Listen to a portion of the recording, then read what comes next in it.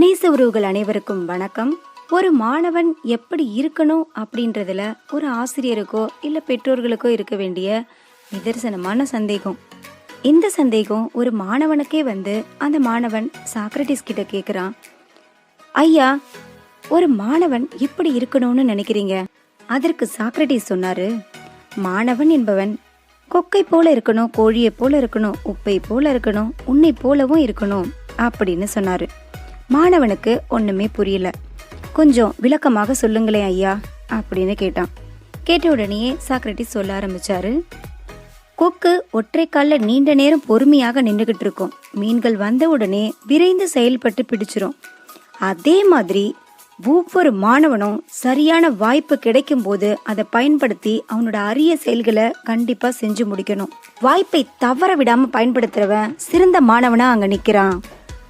கோழியை போல இருக்கணும்னு சொன்னதுக்கு என்ன அர்த்தம் அப்படின்னா, கோழி என்ன செய்யும்? குப்பையை கிளறும். ஆனா அந்த குப்பையை விட்டுட்டு தனக்கு தேவையான உணவை மட்டும்தான் எடுத்துக்கும். அதே மாதிரி மாணவர்களாகிய நீங்களும் நீங்க சந்திக்கிற தீமைகள், கஷ்டங்கள், தொல்லைகள் எல்லாத்தையுமே தள்ளி போட்டுட்டு நன்மைகளை மட்டும் எடுத்துக்கணும். அடுத்து உப்பை போல இருக்கணும் அப்படின்னு சொன்னது எப்படின்னா, உப்பு எந்த உணவோட கலக்கினாலும் அது இருக்குது அப்படின்னு சொல்ல முடியுமே தவிர, ஆனா உணவுல சேர்த்து கலக்கினதுக்கு அப்புறம் உப்பு கண்ணுக்கு தெரியாது. அதோட சுவையை மட்டும்தான் நம்ம உணர முடியும். அதே மாதிரி மாணவர்கள் எந்த துறையில இறங்கினாலும் அதுல சிறப்பான தனித்தன்மையை வெளிப்படுத்தி அவனோட மறைவுக்கு பிறகும் தான் இதை செஞ்சாரு அப்படின்னு சொல்ற மாதிரியா பேர் எடுக்கணும். ஐயா, எல்லாம் சரிங்க, உன்னை போல இருக்கணும் அப்படின்னு சொன்னீங்களே, அதுக்கு என்ன அர்த்தம் அப்படின்னு கேட்டான் அந்த மாணவன். உடனே சாக்ரட்டிஸ், மாணவன் என்பவன் தனக்குள் எழக்கூடிய சந்தேகங்களை எந்தவித தயக்கமும் இல்லாமல் ஆசிரியர்கிட்ட கேட்டு தெளிவு பெறணும். அதற்காக தான் உன்னை போல இருக்கணும்னு சொன்னேன். இப்படி தெளிவான விளக்கத்தை அந்த மாணவனுக்கு மட்டும் இல்ல, நாமளும் எடுத்துக்கிட்டோம்னா நம்ம வாழ்க்கையும் நல்லா இருக்கும்.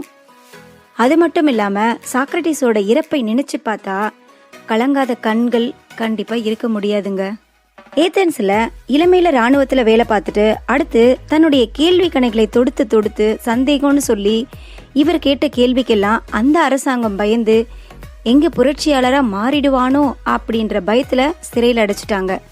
அவர் செஞ்சது எந்த ஒரு தப்பும் இல்லைங்க, சந்தேகம், கேள்வி, இதற்கு மட்டும்தான் அவர் சிறையில் அடைக்கப்பட்டாரு.